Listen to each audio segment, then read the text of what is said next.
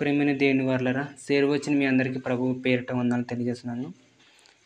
యోబు గ్రంథం 36వ అధ్యాయం 7వ వచనం. యోబు గ్రంథం 36:7. నీతిమంతులను ఆయన చూడకపోడు, సింహాసనము మీద కూర్చుండు రాజులతో ఆయన వారిని నిత్యమును కూర్చుండబెట్టును, వారు ఘనపరచబడుదురు. నీతిమంతులను ఆయన చూడకపోడు. నీతిమంతులను ఆయన చూడకపోడు. చూడకపోడు అంటే అర్థం ఏంటి? చూడకుండా పోడు అని అర్థం. అంటే చూస్తాడా? చూస్తాడు. ఎవరిని చూస్తాడు? నీతిమంతులను చూస్తాడు. దేవుడు నీతిమంతులను చూస్తాడు. ఇంతకే చూస్తాడు అని అంటే అర్థం ఏంటి? చూస్తాడు అని అంటే అర్థం ఏంటి? నీతిమంతులను చూస్తాడా? ఆదికాండము 7వ అధ్యాయం 1వ వచనం. ఆదికాండం 7వ అధ్యాయం 1వ వచనం.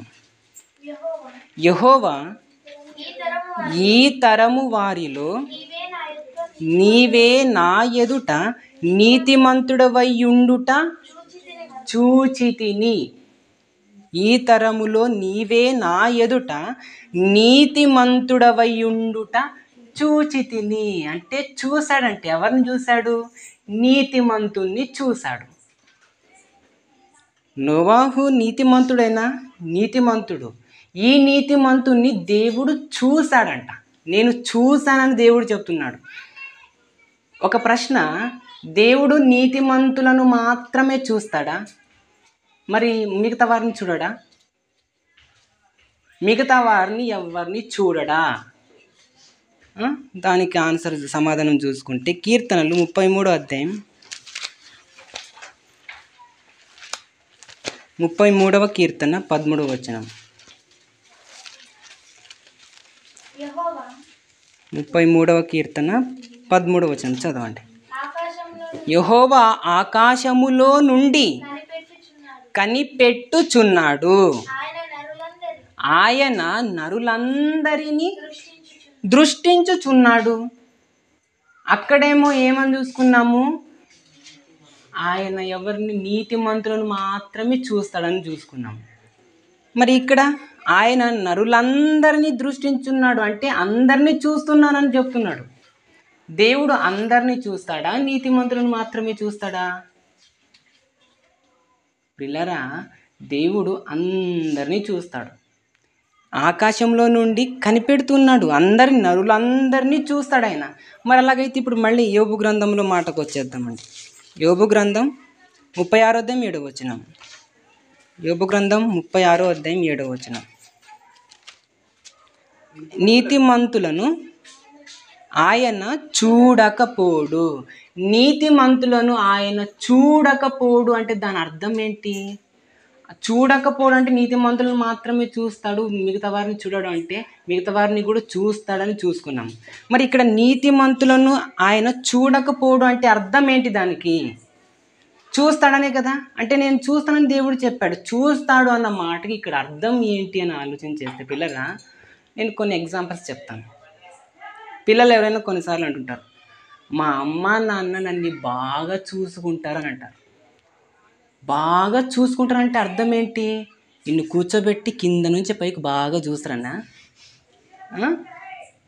మా అమ్మ నాన్న బాగా చూసుకుంటారంటే అర్థం ఏంటి దానికి?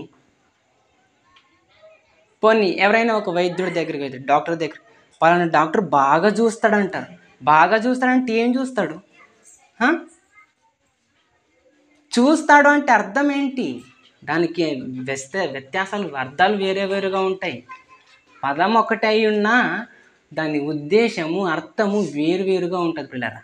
ఇక్కడ దేవుడు కూడా ఏమని చెబుతున్నాడు? ఇక్కడ 7వ వచనంలో నీతిమంతులను ఆయన చూడకపోడు అంటే నీతిమంతులను చూస్తానని దేవుడు చెప్తున్నాడు. అంటే చూస్తానంటే దాని అర్థం కళ్ళు తెరిసి ఇలా చూస్తూ ఉంటాడని కాదు. ఏంటి చూస్తాడు అని అంటే ఏంటి అర్థం? అంటే ఇప్పుడు పిల్లలే, మా తల్లిదండ్రులు, మా అమ్మ నాన్న నన్ను బాగా చూస్తారు అని అంటే అర్థం మంచిగా తినడానికి తిండి, కట్టుకోవడానికి బట్టలు, మంచి చెడులు అన్నీ చూసుకుంటూ వాళ్ళని పోషిస్తారని అర్థం. అది దాని అర్థం. చూస్తారు అంటే అది పోషించడం, వాళ్ళకి తినడానికి తిండి పెట్టడం, కట్టుకోవడానికి బట్టలు పెట్టడం, వాళ్ళ అవసరతలు అన్నీ చూసుకోవడం, అదే చూడడం అంటే. వైద్యుడు డాక్టర్ బాగా చూస్తాడంటే ఏం చూస్తాడు ఆయన? అంటే ఉన్న రోగానికి సరైన విధానంలో ట్రీట్మెంట్ ఇస్తాడని అర్థం. ఇక్కడ దేవుడు కూడా చూస్తాడు అని అంటే నీతిమంతులను గొప్పగా పోషిస్తాడని అర్థం. అలా పోషించిన వారిలో ఒక్కరిని చూసుకుందాం పిల్లరా. మొదటి రాజులు 17వ అధ్యాయం మొదటి వచనం త్వరగా తీయండి. మొదటి రాజులు 17వ అధ్యాయం మొదటి వచనం. అక్కడ మొదటి రాజులు 10వ అధ్యాయం మొదటి వచనం నుంచి చూసుకుంటే ఇక్కడ ఒక భక్తుడు కనిపిస్తాడు, నీతిమంతుడు. అతనే ఏలియా. ఏలియా గారు ఉన్నారు పిల్లరా, చాలామంది ఉన్నారు, కానీ ఏలియా గురించి నేను చెప్పాలనుకుంటున్నాను. ఏలియా నీతిమంతుడే. ఇతను దేవుని కోసం చాలా భయము భక్తి కలిగి నీతి కలిగి బ్రతికినవాడు. ఇతని దేవుడు ఎలా పోషించాడు అని అంటే, ఇతన్ని దేవుడు ఎలా చూసుకున్నాడు అని అంటే, ఒకరోజు కరువు కాలము సంభవించినప్పుడు ఆ కరువు కాలములో ఇతన్ని కెరీతు వాగు దగ్గర తీసుకెళ్ళాడు. ఎక్కడ నీళ్లు లేకపోతే పలానా నీళ్ళు ఉన్నాయి, ఆ వాగు ఉంది, ఆ వాగు దగ్గరికి వెళ్ళమన్నాడు, ఆ వాగు నీళ్లు తాగమన్నాడు. మరి తినడానికి ఎలా దేవా అని అంటే కాకితో మాంసం పంపించాడు. అది కాలైపోతే, ఆ వాగు నీళ్లు కాలైపోతే అప్పుడేం చేశాడు, మళ్ళీ ఒక సారేపతోని విధవరాలి దగ్గరికి వెళ్ళమన్నాడు, అక్కడ పోషించాడు. అంటే అర్థం చేసుకోవాలి, దేవుడు ఎవరినైనా చూసుకుంటే వాళ్ళ చెయ్యి వదిలిపెట్టడు. వాళ్ళ ప్రాణం ఎప్పటికీ తృప్తిగానే ఉంటుంది, అసంతృప్తిగా ఉండదు. కరువు కాలంలో కూడా చాలా బాగా చూసుకుంటాడండి దేవుడు. ఏ భక్తుడు ఏ నీతిమంతుని విడిచిపెట్టాడు చెప్పు?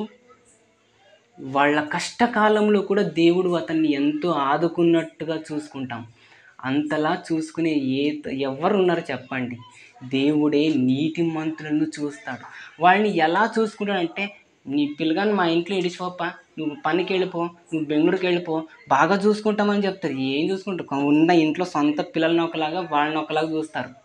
మరి దేవుడు అయితే ఎవరిని అలా చూడడు, అందరినీ నా పిల్లలే అనుకుంటాడు. ఇంకా అది మాత్రమే కాదు, ఎలా చూసుకున్నాడు ఆయన? ఇక్కడ 36వ అధ్యాయం 7వ వచనం చూసుకున్నట్లయితే, నీతిమంతులను ఆయన చూడకపోడు, నీ సింహాసనం మీద కూర్చుండి రాజులతో ఆయన కూర్చుండబెడతానన్నాడు. అంటే రాజులతో కూర్చుండబెట్టాడా? కూర్చుండబెట్టాడు మనల్ని. మీరు రాజులైన యాజకులు అన్నాడు. మనల్ని రాజులు చేయలేదు, సింహాసనం మీద కూర్చోబెట్టి. పిల్లరా, దేవుడు తలుచుకుంటే రాజుల్లాగా చూసుకుంటాడు మనల్ని. అందుకే ఆ రాజుల్లాంటి చూసుకునే దేవుని చేతిలోనే మనం ఉండాలి, ఎప్పుడు ఆయన ఆశ్రయంలోనే ఉండాలి. నీతిమంతులైన వారందరూ దేవుని ఆశ్రయంలోనే, దేవుని కాపుదలలోనే ఉన్నారు. యోబు గారిని కూడా ఏమైనా విడిచిపెట్టాడా? అతన్ని కూడా ఎంత బాగా చూసుకున్నాడంటే, ఉన్నదంతా పోయినా, ఉన్న వాళ్ళందరూ దూరం చేసినా, కానీ అతన్ని మాత్రం దేవుడు వదిలేసాడా? చూసుకోలేదా? ఎంత బాగా చూసుకున్నాడండి. చివరికి మళ్ళీ తర్వాత ఉన్నదంతా పోయిన దానికంటే డబల్ ఇచ్చేసి మళ్ళీ ఎంత చక్కగా చూసుకున్నాడు. దెయ్యంకే తెలిసిపోయింది, దెయ్యంగాడే చెప్తాడు, నీవు నీ కుమారుడైన యోబు నేను ఉరకనే ఉన్నాడు, నీవు అతని చుట్టూ కంచె వేసి కాపాడావు కదా. అంటే దేవుడు నీతిమంతుల్ని ఎలా చూసుకుంటాడు? కంచె వేసి చూసుకుంటాడు. ఏ శత్రువు రాకుండా చూసుకుంటాడు, ఏ అపాయం రాకుండా చూసుకుంటాడు. అందుకే ఆ దేవుని కాపుదలలో ఉండటం మనందరికీ మేలు. ఆయన చూపును కోరుకోవాలి, ఆయన కాపుదలను మనం కోరుకోవాలి పిల్లరా. మనుషులు నేడుండి రేపు ఒకలాగా ఉంటారు, కానీ దేవుడు నిరంతరము ఏకరీతిగానే ఉంటాడు. ఆయన స్వభావం ఎప్పటికీ ఎవరి మీద మారదు. కనుక దేవుని ఆశ్రయాన్ని మనం కోరాలని కోరుకుంటూ ఇంతవరకు మాట్లాడి ముగిస్తున్నాను. అందరికీ వందనాలు.